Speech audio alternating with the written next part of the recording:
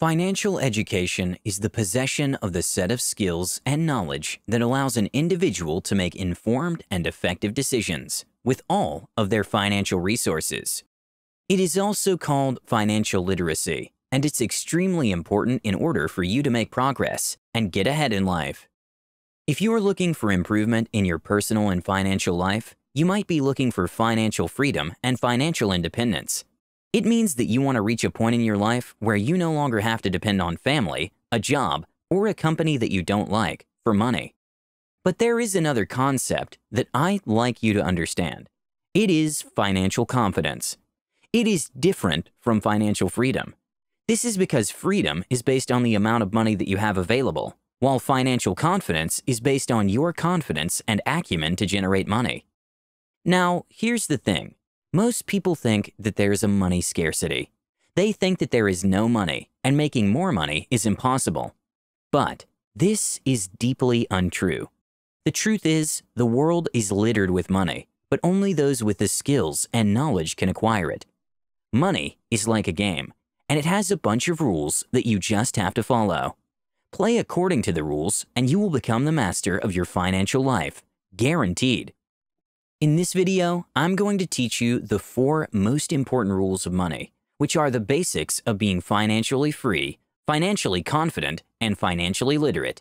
These simple rules that I will give you today will elevate your money game and take you to a whole other level you've never seen before, as long as you're hungry and dedicated. I'm going to give you all of this information for free. I don't sell books, webinars, or online courses. All the knowledge on this channel is free, so if you want to show your appreciation, click that like button and the subscribe button right now. It is actually very fascinating how all this information is becoming more and more available every day for very cheap or even for free. And everything is easily accessible with a couple of Google searches.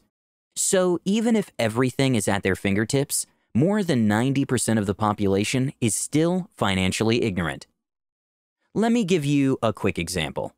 Peter just got his monthly paycheck. After tax, he's left with $1,700. Instead of using this money to invest, save, or anything else that might be useful, he decides to waste it on a couple of barbecues with friends and many other useless liabilities. Are you a Peter? Because there are unfortunately a lot of financially ignorant people today. But the thing is, if they can change a few bad habits and develop a rich mindset, just about anyone can become rich. There are no rich people that are financially ignorant, except of course for those that got lucky. For example, stumbling upon a large inheritance or winning the lottery. However, statistics show that 70% of lottery winners end up bankrupt after just a few years of being extremely rich. Why is that? Again, it all comes down to how financially educated one is. If you have a lot of money, you will still make bad decisions and lose it all because you don't know what to do with it. So, if you want to become rich long-term, and not just for a couple of years, you have to get financially educated. Unfortunately, this kind of education is not taught in schools, so you need to do it by yourself. So, all the information is easily accessible, and this raises the question, why don't people learn more about finance? There are 2 main reasons why people don't get the financial education they need, despite it being extremely cheap, and in some cases, completely and totally free. Reason number 1, conventional wisdom. Here's the truth, financial education is not conventionally okay. Most people will give you a mindset of scarcity, and if your mindset is wrong, you will never attract money. For example, growing up, your parents might have been telling you, money doesn't grow on trees. And money is the root of all evil. These lies that people tell their kids are stopping people from taking the necessary steps to a better life financially. Another conventional concept that is widely thought but is extremely wrong is the negative connotation towards debt. Debt is not that bad if you know how to use it, but still, people demonize it because they don't have the appropriate education. So, you have to stop listening to those that aren't financially literate and financially confident. You should start listening to those that actually know how to generate money, because they are the ones that can give you tips on how to become financially educated. Just like in a sport, for example skiing, You don't want to learn how to ski from someone that has never skied before. You want to learn from somebody that already knows how to do it. Apply this to your financial education and you'll learn very fast. Reason number 2, comfort zone and self-esteem. In order to generate money, it's believed among the rich that you need to be confident and have decent self-esteem. Self-image is important, and you have to first of all believe that you truly deserve to be wealthier and happier. If you don't, you will never become rich. Think of it like a self-fulfilling prophecy. You have to see yourself rich first. This confident, charismatic, rich image you see yourself in your mind will give you the needed confidence to continually act out of your comfort zone, which is very important. A very successful person once said, "Most people are not successful because they are afraid of success." This is true.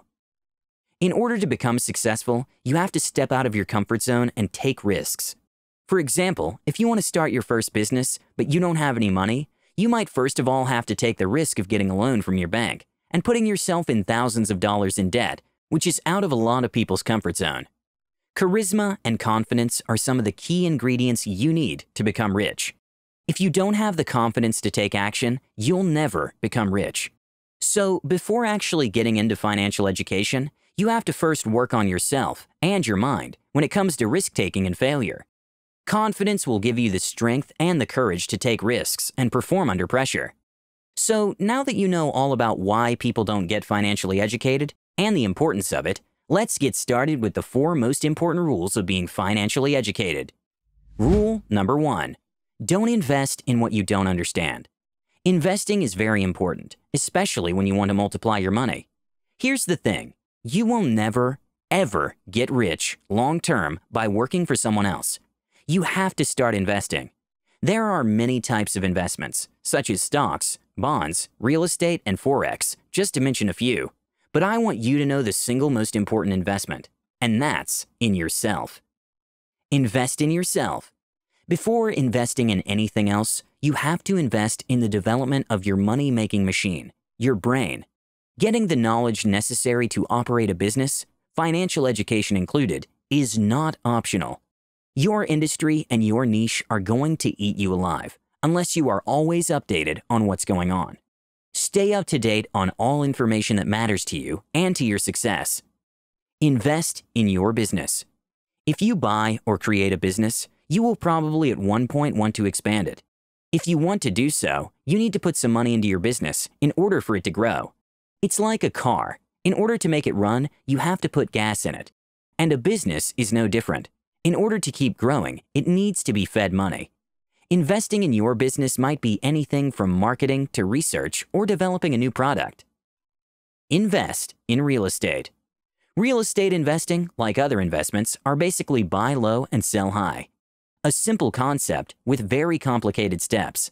Most real estate investors start with regular homes, then they move to commercial real estate, hotels, big commercial centers, offices, and more.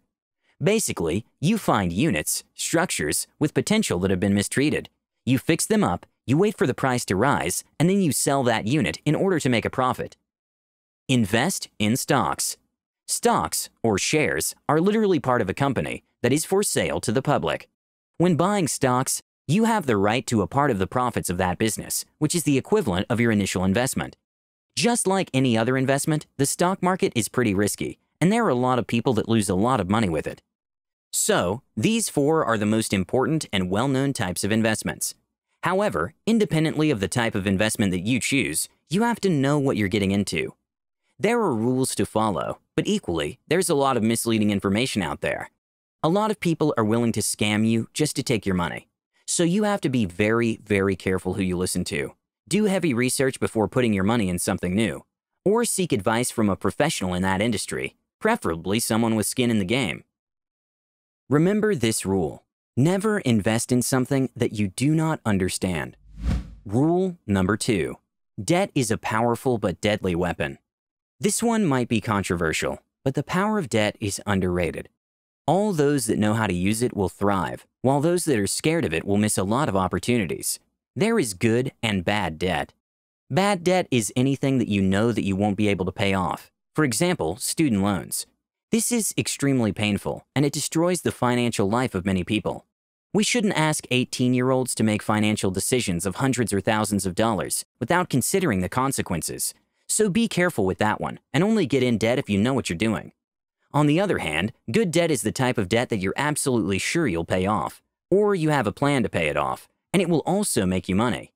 Getting in debt is a tool that you can use to get rich. For example, you might want to get a loan in order to start your business. If all goes as planned, you will pay off your debt and will be free to expand your business as long as you're always paying off your dues. Rule number 3. Think rich. Thinking rich is seeing yourself rich and acting rich. Essentially, you're playing the role of a rich person, and this might include living above your means. Living below your means is a defensive concept invented by financial gurus that to the most part is solid wisdom. I mean, we shouldn't live way beyond what we can afford, because that is how people end up in serious financial trouble.